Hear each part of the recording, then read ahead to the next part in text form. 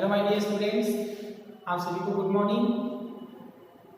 मैं हूं इरफान मोहम्मद चीपा, आचार्य श्री मामला के इंस्टीट्यूट ऑफ एक्सीलेंस आसिम के ऑनलाइन प्लेटफॉर्म पर आप सभी का हार्दिक स्वागत एवं अभिनंदन। और आज हम स्टार्ट करेंगे BCom part third subject income tax, उसका लेक्चर सेकंड। कल हमने फर्स्ट लेक्चर में इनकम टैक्स का इंट्रोडक्शन देखा था, उसको एक बार वापस रिवाइज कर लेते हैं। क्या क्या पढ़ा था हमने? तो हमने पहले ये देखा था कि जो इनकम टैक्स है उसके हमने दो पार्ट किए थे, इनकम और टैक्स। इनकम यानी कि आय को हम कहीं से भी अर्न कर सकते हैं, कहीं से भी मतलब हम कहीं से भी जो पैसा कमाते हैं उसी को हम आय में शामिल करते हैं। जबकि टैक्स क्या? टैक्स एक कंपलसरी फी है जो गवर्नमेंट के द्वारा चार्ज की जाती है। जो भी गवर्नमेंट के रूल्स रेगुलेशन है उसके अकॉर्डिंग जो भी अगर हमारी इनकम रूल्स रेगुलेशन के अकॉर्डिंग जो लिमिटेशन होती है उस लिमिटेशन से ज़्यादा अगर हमारे पास में कोई इनकम हम अर्न करते हैं, कमाते हैं, तो उसके ऊपर जो भी टैक्स रेट्स गवर्नमेंट के द्वारा निर्धारित होती है उस टैक्स रेट से हमारे गवर्नमेंट को क्या करना होता है? टैक्स का पेमेंट करना होता है। फिर हमने देखा था कि जो टैक्स है उसकी पावर किसके पास में है। तो हमने ये देखा था कि जो इनकम टैक्स के जो रूल्स रेगुलेशन है उसको बनाने की पावर किसके पास में है। तो हमने ये देखा था कि वो पावर जो है हमारे देश में किसके पास में है? कॉन्स्टिट्यूशन ऑफ इंडिया, भारत का संविधान, यानी कि जो भारत का संविधान है उसके पास में जो भी कानून वगैरह है उसको बनाने की पावर है। तो भारत के जो संविधान की जो कानून बनाने की जो पावर है उसको भी डेलीगेटेड कर दिया है बाय आर्टिकल 246 के अकॉर्डिंग। 246 के 7 शेड्यूल के अकॉर्डिंग उसको भी हमने तीन भागों में बांटा था, यूनियन लिस्ट, स्टेट लिस्ट और कॉन्करेंट लिस्ट। यूनियन लिस्ट में जो पावर मिलती है वो किसको मिलती है? पार्लियामेंट को मिलती है। जबकि स्टेट लिस्ट में जो पावर मिलती है वो किसको मिलती है? स्टेट लेजिस्लेचर जो होते हैं उनको पावर रहती है कि वो चाहे जो नया रूल जो बनाना है तो वो वोटिंग के द्वारा, बहुमत के द्वारा उसको अप्लाई कर सकते हैं, लगा सकते हैं, बहुमत मिलता है उसके आधार पर। ठीक है। और फिर आता है आपकी कॉन्करेंट लिस्ट। कॉन्करेंट लिस्ट में स्टेट और सेंट्रल यानी कि यूनियन और स्टेट दोनों मिलकर के कानून बना सकते हैं। तीनों के अलग अलग मुद्दे थे जिसके अंदर वो कानून बना सकते हैं। फिर इसके बाद में हमने देखा था कि जो टैक्स है उसको हम दो भागों में बांटा था, एक था आपके डायरेक्ट टैक्स और एक था आपके इनडायरेक्ट टैक्स। डायरेक्ट टैक्स का मतलब यानी कि जिस व्यक्ति के ऊपर जो टैक्स लगाया जाता है उसका भार उसी व्यक्ति को वहन करना होता है, तो वह जो टैक्स कहलाता है वो आपका डायरेक्ट टैक्स कहलाता है। इसमें हम इनकम टैक्स, वेल्थ टैक्स को डायरेक्ट टैक्स में शामिल करते हैं। और इनडायरेक्ट टैक्स में जिस व्यक्ति पर वह टैक्स लगाया जाता है वह उस व्यक्ति को वहन नहीं करके किसी दूसरे पर्सन को वहन करना होता है। कहने का मतलब है कि जो टैक्स का बर्डन था इनडायरेक्ट टैक्स में, उस टैक्स के बर्डन को हम किसी दूसरे पर्सन के ऊपर शिफ्ट कर सकते हैं। जिसमें इनडायरेक्ट टैक्स में हम जीएसटी, कस्टम ड्यूटी को शामिल करते हैं। पहले सीएसटी, वेट, सर्विस टैक्स ये सब चलता था, मगर प्रेजेंट में सीएसटी, वेट और सर्विस टैक्स को रिप्लेस करके नया टैक्स आ गया है, वो है आपके जीएसटी, जो इनडायरेक्ट टैक्स में शामिल होता है। वो आप अलग लेक्चर में पढ़ते हैं। अभी इसमें हमने कल देखा था कि डायरेक्ट टैक्स में हमने देखा था इनकम टैक्स। इनकम टैक्स के अंदर हमने यह भी देखा था कि जो इनकम है वो हम कहीं से भी अर्न करें वो आय की परिभाषा में शामिल की जाती है। जैसे आपने डिविडेंड के रूप में इनकम कमाई है, या हमारे पास में कोई पैसा था उस पैसे को हमने बैंक में जमा करा दिया, एफडी करा दी, उसके ऊपर हमारे को ब्याज मिला है, या कहीं पर हम काम करते हैं तो सैलरी मिली है, बोनस मिला है, कमीशन मिला है, उन सभी को हम आय के अंदर शामिल करते हैं। और जो भी आय हमने कमाई है उसके ऊपर हमारे को टैक्स चुकाना पड़ता है, जो भी इनकम टैक्स के रूल्स है उसके अकॉर्डिंग। फिर हमने ये भी देखा था कि आयकर के अकॉर्डिंग जो ईयर होते हैं वो भी दो प्रकार के होते हैं, एक तो प्रीवियस ईयर और दूसरा होता है असेसमेंट ईयर। प्रीवियस ईयर का मतलब होता है जो असेसमेंट ईयर से पहले वाला जो साल होता है वो प्रीवियस ईयर कहलाता है। यानी कि जो इनकम हम कमाते हैं उस इनकम के ऊपर अगले साल में जो टैक्स चुकाते हैं, तो जो अगला साल होता है वह आपका असेसमेंट ईयर कहलाता है, और जो पहले वाला साल होता है वह आपका प्रीवियस ईयर कहलाता है। जैसे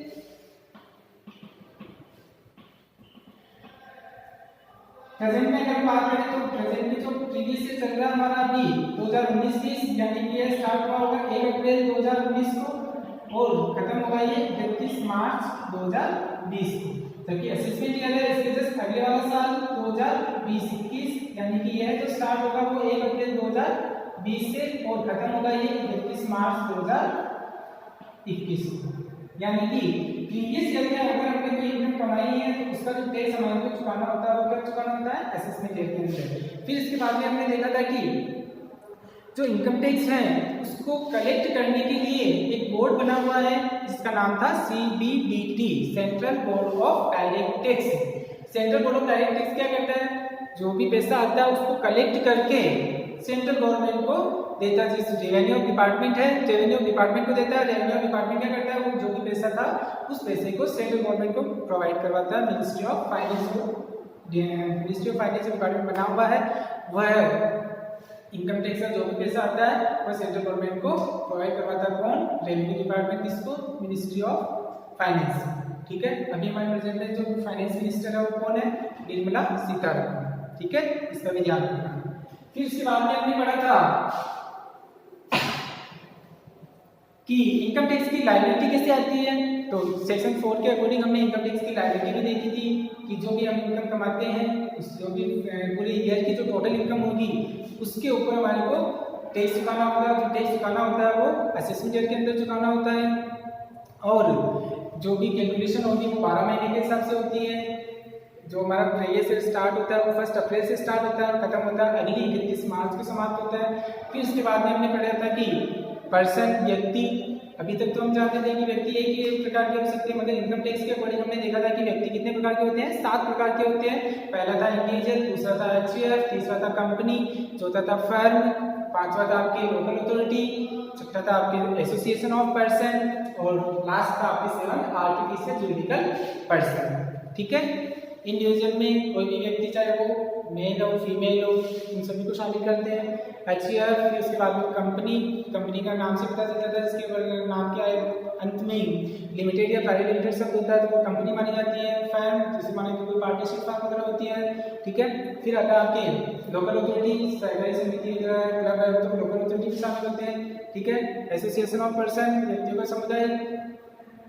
ठीक है, और फिर आता है आर्टिफिशियल जुरिडिकल पर्सन। ये सब हमने कल पढ़े थे। आर्टिफिशियल जुरिडिकल पर्सन में कोई भी यूनिवर्सिटी वगैरह होती है तो उसको आर्टिफिशियल जुरिडिकल पर्सन में शामिल करते हैं। ठीक है, और फिर इसके बाद में हमने यह भी देखा था कि जो इनकम हम प्रीवियस ईयर में कमाते हैं उसका टैक्स हमारे को नेक्स्ट ईयर में चुकाना होता है। मगर कुछ एक्सेप्शनल कंडीशन भी हमने देखी थी कि जिसमें प्रीवियस ईयर में अगर हमने कोई इनकम कमाई है तो उसका टैक्स भी हमारे को प्रीवियस ईयर में ही चुकाना होता है। जैसे माना कि कोई व्यक्ति भारत में रह रहा है और हमेशा के लिए भारत को छोड़ करके जा रहा है प्रीवियस ईयर के अंदर, तो उसको प्रीवियस ईयर में ही टैक्स को चुका करके फिर जाना पड़ेगा। ठीक है, माने कि कोई पर्सन है, उसने हमारी उसकी जो संपत्ति थी वह संपत्ति अगर वो किसी दूसरे पर्सन को ट्रांसफर करना चाहता है टैक्स को बचाने के चक्कर में, तो अगर जो हमारे ऑफिसर्स होते हैं, ऑडिट होती हैं, तो उस समय अगर माना कि पता चलता है तो उसको प्रीवियस ईयर में ही टैक्स का पेमेंट करना होता है। या कोई अनिवासी करता था जो समुद्री जहाज के रूप में चालक दल के सदस्य के रूप में काम करता है तो भी उसको भी क्या हुआ, अगर हमेशा के लिए अगर वो भारत को छोड़ करके जाता है तो उसको भी प्रीवियस ईयर में ही टैक्स का पेमेंट करना पड़ सकता है। तो ये कुछ कंडीशन हमने देखी थी जिसमें चालू वर्ष में ही टैक्स का पेमेंट करना होता है, प्रीवियस ईयर में ही टैक्स का पेमेंट करना होता है। ठीक है, फिर हमने देखा था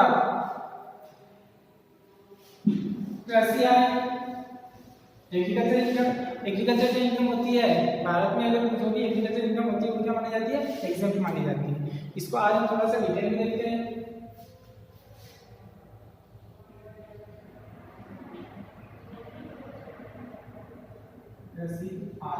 एग्रीकल्चर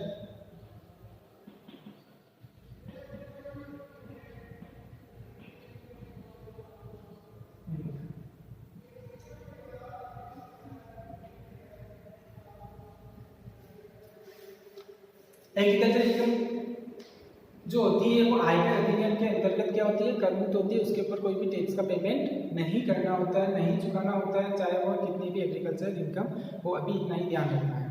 ठीक है, फिर ये भी ध्यान रखना है कि कौन सी इनकम एग्रीकल्चर इनकम में शामिल होती है, कौन सी इनकम एग्रीकल्चर इनकम में शामिल नहीं होती है, इसका भी हमारे को ध्यान रखना होता है। तो अब हम पढ़ते हैं कृषि आय के प्रकार।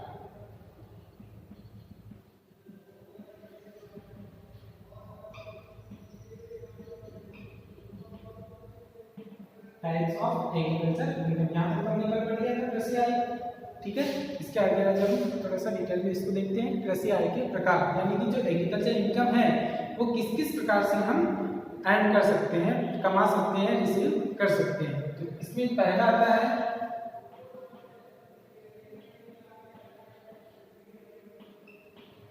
भूमि से प्राप्त किराया।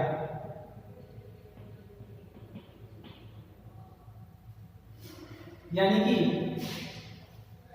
कोई भूमि है और वह भूमि आपने क्या कर दिया, कृषि कार्य करने के लिए किसी तीसरे पर्सन को दे दिया। तो यानी कि हमारे पास में कोई जमीन थी, उस जमीन के ऊपर हम कृषि नहीं करके किसी दूसरे पर्सन को हमने उसको कृषि कार्य करने के लिए अगर दिया है और उसके बदले में अगर हमने कोई इनकम कमाई है, चाहे वो मुद्रा में हो चाहे वो वस्तु के रूप में हो, वह कौन सी आय मानी जाएगी, कृषि आय मानी जाएगी, एग्रीकल्चर इनकम मानी जाएगी, उसको एग्रीकल्चर इनकम में शामिल किया जाएगा। नंबर 2 आता है आपके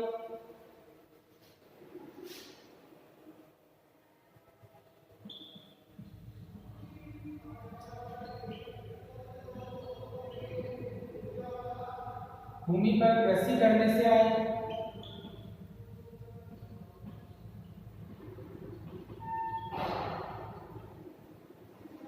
ठीक है, पहला जो क्या था, भूमि से प्राप्त की जाए।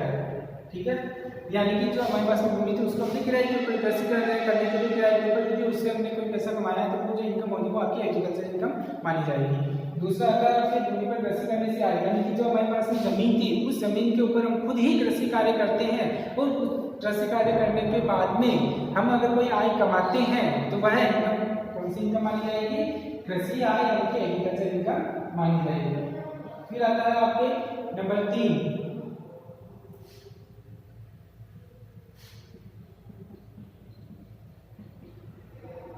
अपनी उपज को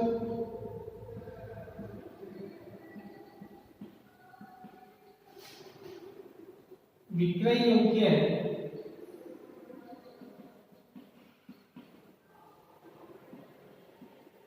बनाने के लिए, अपनी उपज को विक्रय योग्य बनाने के लिए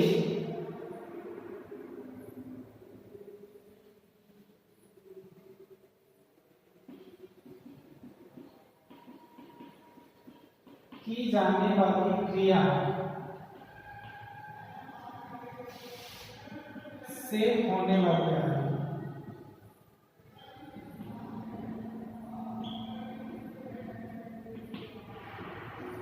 यानी कि हमारी जो उपज है, हमारा जो प्रोडक्शन हुआ है, जो हमने एग्रीकल्चर लैंड के ऊपर कोई भी कृषि कार्य करके हमने जो हमारी पैदावार हुई है, उपज हुई है, उसको जो हमने तैयार कर लिया, मगर उसको हम डायरेक्टली सेल नहीं कर सकते, मगर उसको सेल करने के लिए हमारे को और उसमें कुछ क्रिया करनी होगी। तो उस उपज को विक्रय योग्य बनाने के लिए जो हम क्रिया करते हैं, उससे अगर हम कोई पैसा कमाते हैं, अर्न करते हैं, तो उसे भी हम किसमें शामिल करेंगे, एग्रीकल्चर इनकम में शामिल करेंगे। वो किसमें शामिल होगी, कृषि आय में शामिल होगी।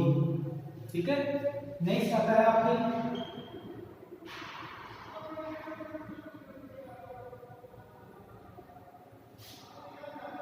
कृषि में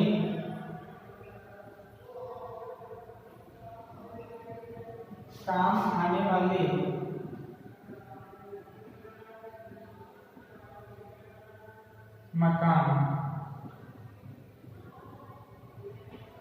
मकान से।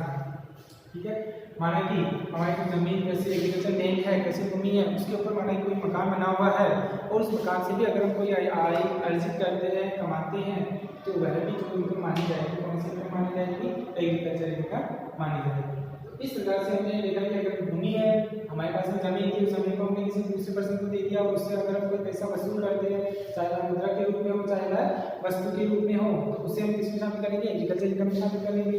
दूसरा था भूमि पर कृषि करने से आए, यानी कि हम खुद उसके ऊपर कृषि कार्य करते हैं और उससे हम अगर कोई पैसा कमाते हैं, तो वह जो इनकम होगी वह कौन सी इनकम मानी जाएगी, एग्रीकल्चर इनकम मानी जाएगी। तीसरा, अपनी उपज को विक्रय योग्य बनाने के लिए की जाने वाली आय, यानी कि जो हमने एग्रीकल्चर कृषि भूमि कार्य करके हमने जो पैदावार प्राप्त की उसको डायरेक्टली बाजार में सेल नहीं कर सकते हैं, मगर उसको सेल करने के लिए कुछ और अन्य क्रियाएं करनी होती है, तो उसके लिए अगर हम कोई पैसा लेते हैं तो वह जो इनकम होगी वह भी इसमें शामिल की जाएगी, एग्रीकल्चर इनकम शामिल की जाएगी। चौथा है, अपने कृषि भूमि में काम आने वाले मकान से आए, हमारी जो कृषि भूमि है उसके ऊपर कोई मकान बना हुआ है, उस मकान से भी अगर हम कोई आय कमाते हैं, अर्न करते हैं, तो उसे भी हम किसमें शामिल करेंगे, एग्रीकल्चर इनकम में शामिल करेंगे। अब हमारे को ये देखना है कि ये जो एग्रीकल्चर इनकम थी उसके टाइप्स हमने देखी। अगर इनकम टैक्स में हम देखें, जो भी एग्रीकल्चर इनकम है एग्रीकल्चर इनकम ऐसी है कि पार्टली तो एग्रीकल्चर मानी जाती है और पार्टली को व्यापारिक आय मानी जाती है। इसको हम बोलते हैं अंशतः कृषि आय partly agriculture income.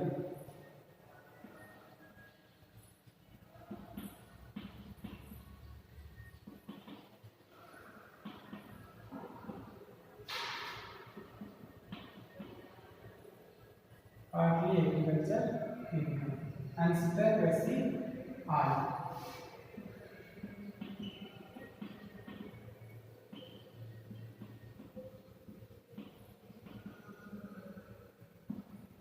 Partly agriculture income यानी कि जो कृषि भूमि से हमने जो इनकम कमाई है वो कुछ पार्ट तो उसका एग्रीकल्चर इनकम माना जाएगा और कुछ पार्ट उसका व्यापारिक आय यानी कि बिजनेस की इनकम माना जाएगा। तो वो कौन कौन सी है इसमें हम देखते हैं। फर्स्ट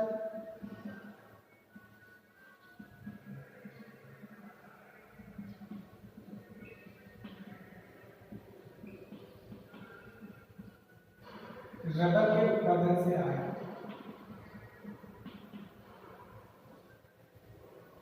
किसके उत्पादन से आय? रबर के उत्पादन से आय।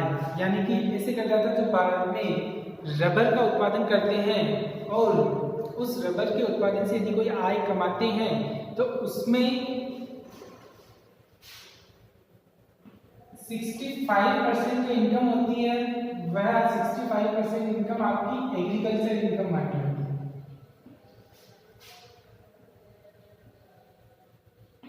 कितनी? 65% एग्रीकल्चर इनकम मानी जाती है और 25% बिजनेस इनकम मानी जाती है। 35%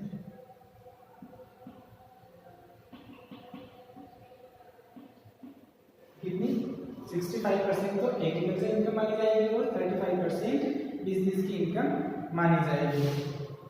ठीक है, यानी कि जो रबर का उत्पादन करते हैं तो उससे जो अगर आप कोई इनकम अर्न करते हैं तो उसको मान लो दो भागों में बांटना होता है, एक 65% और 35%। 65% जो इनकम मानी जाएगी वो तो आपकी कृषि आय मानी जाएगी और 35% जो इनकम मानी जाएगी वो आपकी बिजनेस की इनकम मानी जाएगी। तो एग्रीकल्चर इनकम है वो तो हमने अभी देखा था कि एक्सेंट होती है और 35% जो बिजनेस की इनकम है तो जो income from business in profession जो हेड है आपका उसके अंदर ही चली जाएगी, उसमें टैक्सेबल हो जाएगी।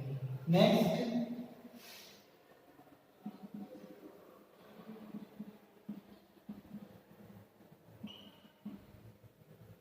कॉफी के उत्पादन से आय।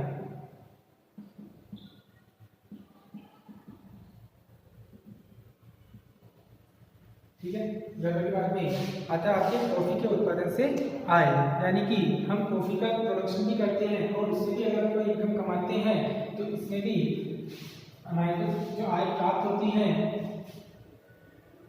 उसके भी दो पार्टीशन है कि एक तो हम कॉफी का मैन्युफैक्चरिंग करके पहले उसको सेल कर देते हैं तो उस केस के अंदर 75% इनकम एग्रीकल्चर इनकम मानी जाएगी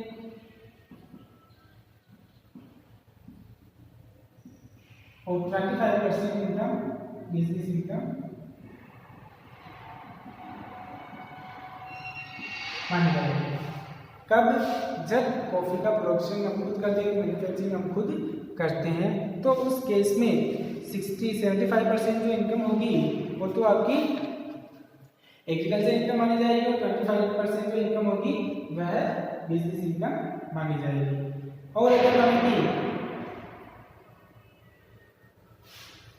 उस जो कॉफी के जो प्रोडक्शन हम करते हैं उसको विक्रय योग्य बनाने के लिए चाहे कोई क्रिया करते हैं चाहे नहीं करते हैं, कोई तत्व उसमें शामिल करते हैं या नहीं करते हैं और फिर डायरेक्टली उसको जमीन में भूनने के बाद में उसको विक्रय कर देते हैं, उससे जो हमारे पास में इनकम होती है उसको हम दो भागों में बांट सकते हैं। 60% जो इनकम होगी वह है आपकी एग्रीकल्चर इनकम मानी जाएगी और 40% जो इनकम होगी वह आपकी बिजनेस की इनकम मानी जाएगी। क्लियर? ठीक है, ये हो गया आपके कॉफी के उत्पादन से आय। अगला आता है आपका चाय के उत्पादन से आय।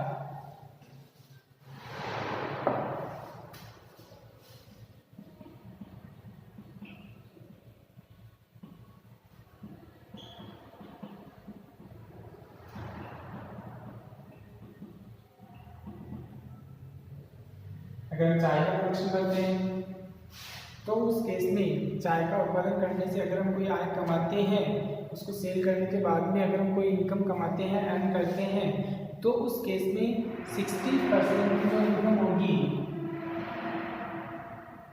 एग्रीकल्चर इनकम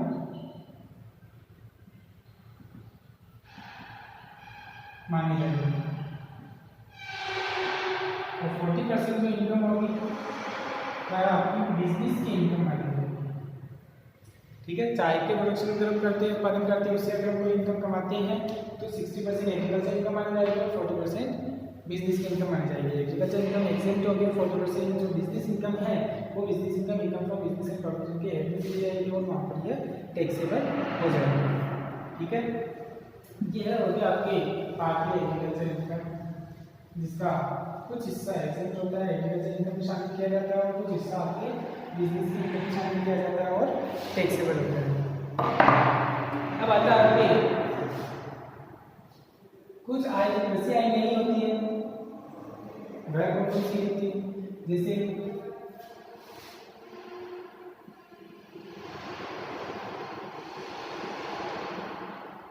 निम्न प्राप्तियां कृषि आय नहीं मानी जाती है।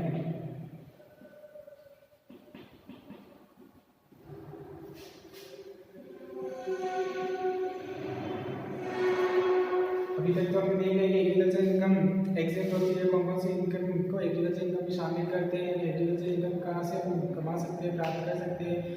ठीक है, मगर कुछ कंडीशन है इनकम टैक्स के अंदर की कुछ इनकम को हम एग्रीकल्चर इनकम में शामिल नहीं करते हैं, तो वो जो प्राप्तियां हैं जैसा हमारा उसको एग्रीकल्चर इनकम में शामिल नहीं करना होता है, वह एग्रीकल्चर इनकम कौन कौन सी हो सकती है। ठीक है, जैसे पहला मेले व नुमाइशें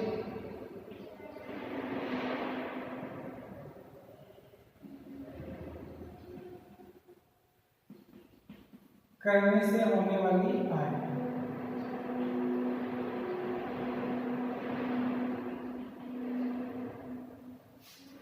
आप सभी देखते हैं कि जो जमीन होती है उसके ऊपर मेले वगैरह लगते हैं, तो मेले वगैरह या नुमाइशें वगैरह जो भी होती है उससे हम अगर कोई पैसा अर्न करते हैं, कमाते हैं, तो वो जो इनकम होगी वह आपकी एग्रीकल्चर इनकम में शामिल नहीं की जाएगी।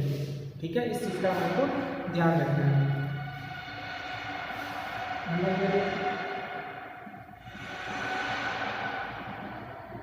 मछली क्षेत्र से होने वाली आय, यानी कि इधर मछली का अगर कोई बिजनेस करता है उससे अगर कोई इनकम होती है तो वह कृषि इनकम नहीं मानी जाएगी। नंबर 3,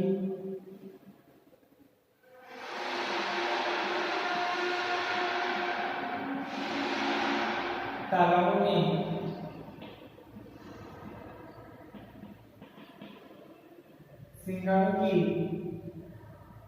सिंगारों को विक्रय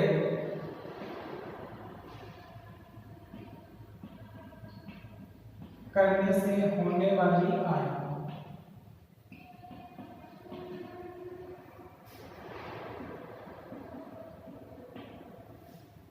आप सभी देखते हैं कि सिंगारों की खेती की जाती है, तो सिंगारों से जो इनकम होती है उसको एग्रीकल्चर इनकम में शामिल नहीं किया गया है। इस चीज़ का हमारे को खास ध्यान रखना है। मेले नुमाइशों से अगर कोई पैसा कमाते हैं, जैसे हमारे पास कृषि होती थी उसके ऊपर मेला लगाने के लिए देती है और उससे हमने अगर कोई पैसा कमाया तो वो पैसा आपकी एग्रीकल्चर इनकम नहीं माना जाएगा। उसी प्रकार मछली के क्षेत्र से है, मछली का अगर आप कोई काम करते हैं, मछली के क्षेत्र में अगर आप लगे हुए हैं और उससे अगर आपने कोई पैसा कमाया है, या हमारे खेत के अंदर अगर कोई छोटा सा तालाब था उसमें मछलियों का व्यापार करने लगे, उससे अगर आपने कोई इनकम कमाई है तो वो इनकम आपकी एग्रीकल्चर इनकम में शामिल नहीं की जाएगी। तालाब में सिंगाड़े की खेती करके उसको विक्रय करते हैं, उसके बाद अगर कोई पैसा आप कमाते हैं तो उससे जो पैसा आपने कमाया है तो वह इनकम भी आपकी एग्रीकल्चर इनकम में शामिल नहीं की जाएगी। ठीक है, नंबर 4,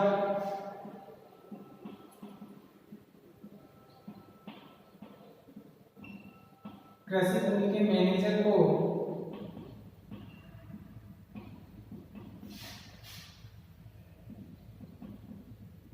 प्राप्त पारिश्रमिक, कृषि भूमि का जो मैनेजर होता है उसको जो पारिश्रमिक मिलता है उसको भी एग्रीकल्चर इनकम में शामिल नहीं किया जाता है। ठीक है, नेक्स्ट,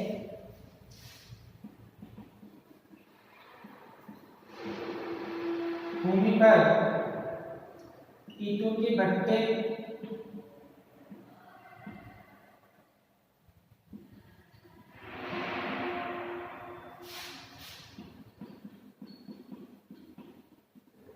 बनाने से आ रहा है,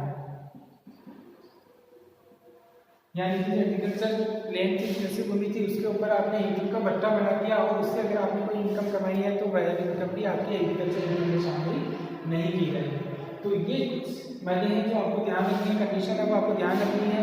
एग्रीकल्चर इनकम का अक्सर क्वेश्चन एग्जाम के अंदर पूछा जाता है कि कौन सी इनकम एग्रीकल्चर इनकम में शामिल की जाती है और कौन सी इनकम एग्रीकल्चर इनकम में शामिल नहीं की जाती है। तो जो इनकम एग्रीकल्चर इनकम में शामिल नहीं की जाती है उसकी कुछ कंडीशन हमने देखी है, तो ये चीज़ आपके पास ध्यान रखनी है। इसके बाद में आगे हम देखिए, अगला जो टॉपिक आता है सकल कुल आय, ग्रॉस टोटल इनकम।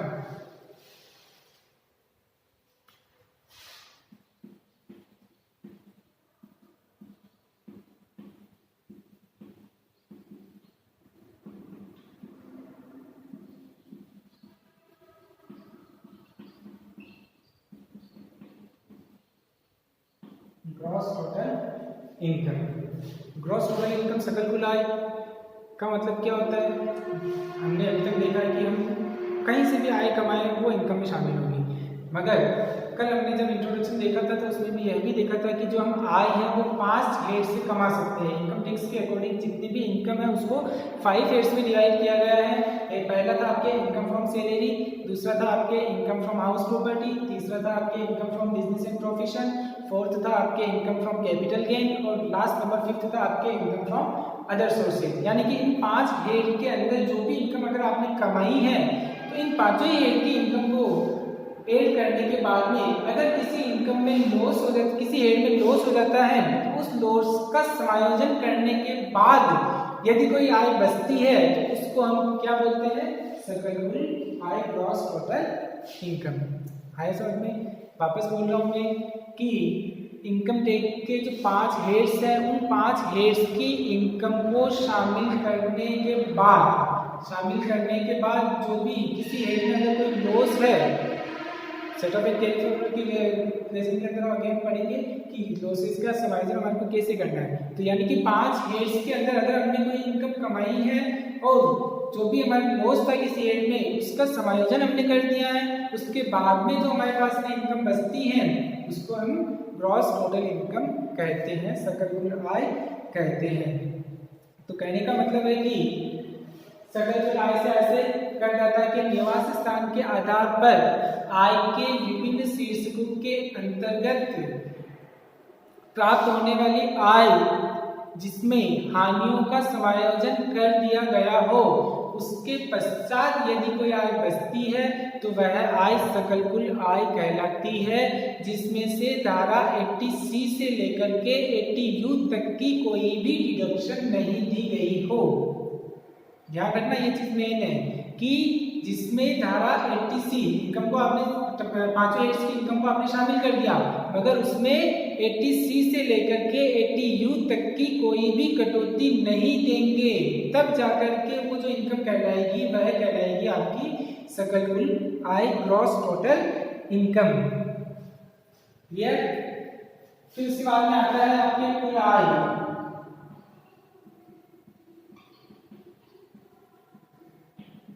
जिसको हम बोलते हैं टोटल इनकम।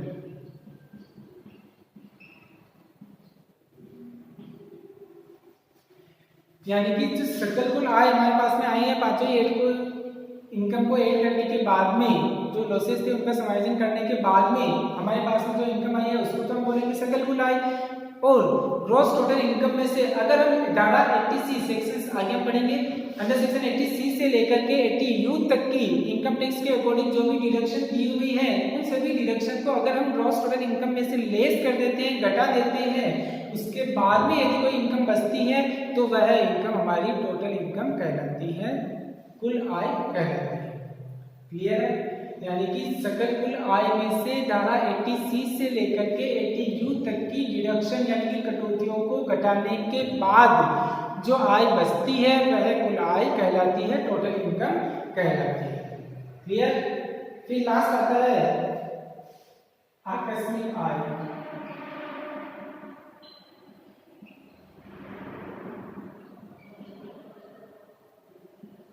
इसको हम बोलते हैं कैजुअल इनकम।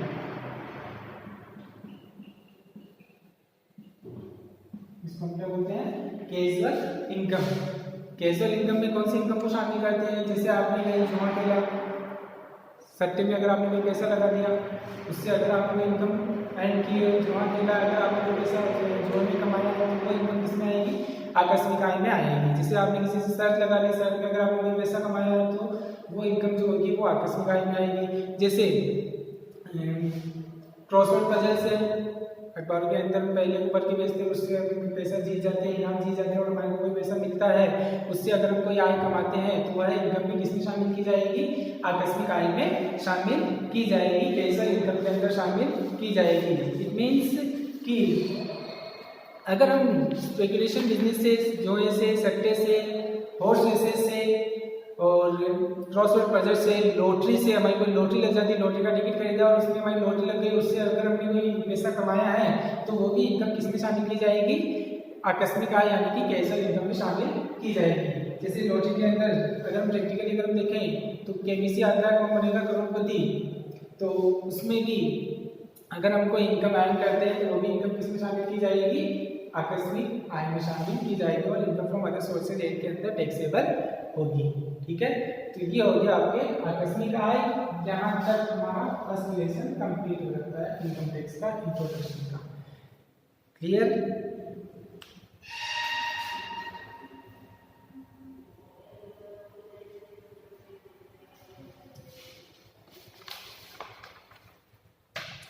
यानी कि फर्स्ट लेसन का इंट्रोडक्शन था, उसके पूरे लेसन के अंदर हमने देखा है फर्स्ट में कि इनकम टैक्स दो भागों में बांटते हैं, इनकम और टैक्स।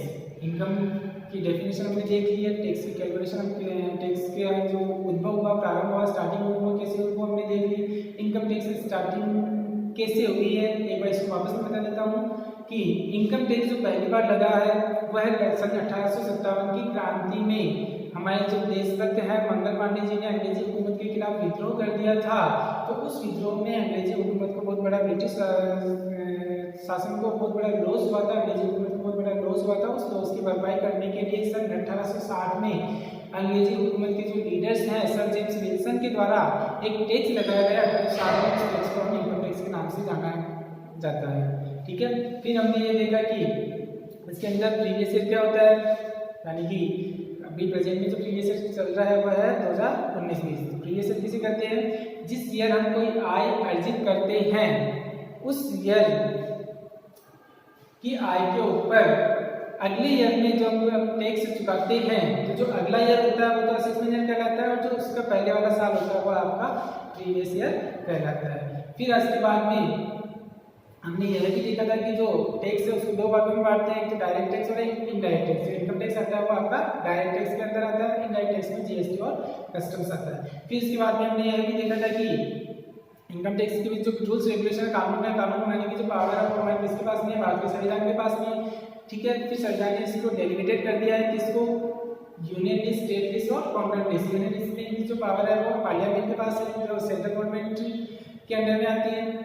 और स्टेट लिस्ट में स्टेट लेजिस्लेचर होती है, अपनी अपनी स्टेट्स की विधानसभा होती है, उसके पास में पावर होती है। और कॉन्करेंट में जो पावर होती है वो सेंट्रल और स्टेट दोनों के पास में होती है। कुछ मुद्दे ऐसे होती है जिनके पास रूल्स बनाने का अधिकार, कानून बनाने का अधिकार सेंट्रल और स्टेट दोनों को होता है शामिल के अंदर, उनको कॉन्करेंट लिस्ट में हम शामिल करते हैं। ठीक है, फिर इसके बाद में हमने देखा है कि जो इनकम टैक्स लो, कोई बोलता है ना इनकम टैक्स लो पढ़ रहा हूँ, कोई कहता है उसी समय कह देता है कि मैं इनकम टैक्स एक्ट पढ़ रहा हूँ। तो हमने यह भी देखा था कि इनकम टैक्स लो अलग है, इनकम टैक्स एक्ट अलग है। इनकम टैक्स लो को हमने 5 कंपोनेंट्स में डिवाइड किया है। पहला था इनकम टैक्स एक्ट 1961, ठीक है, इसमें टोटली इसके अंदर 298 सेक्शंस हैं और 14 शेड्यूल है, ठीक है। फिर आया था आपके अंडर फाइनेंस एक्ट, तो हमने यह कर लिया, देखा था कि फाइनेंस एक्ट कैसे बनता है। जो बजट होता है फरवरी के अंदर, जो हर साल बजट पारित होता है, जो बजट पार्लियामेंट के अंदर प्रस्तुत किया जाता है, उसके 2 हाउसेस होते हैं, एक लोकसभा और दूसरा राज्यसभा। तो बजट के अंदर जो डॉक्यूमेंट्स होता है जिसको हम फाइनेंस बिल कहते हैं, वह फाइनेंस बिल सबसे पहले पार्लियामेंट में प्रस्तुत किया जाता है लोकसभा के अंदर, लोकसभा से अप्रूव होने के बाद, पारित होने के बाद में उसको राज्यसभा में भेजा जाता है,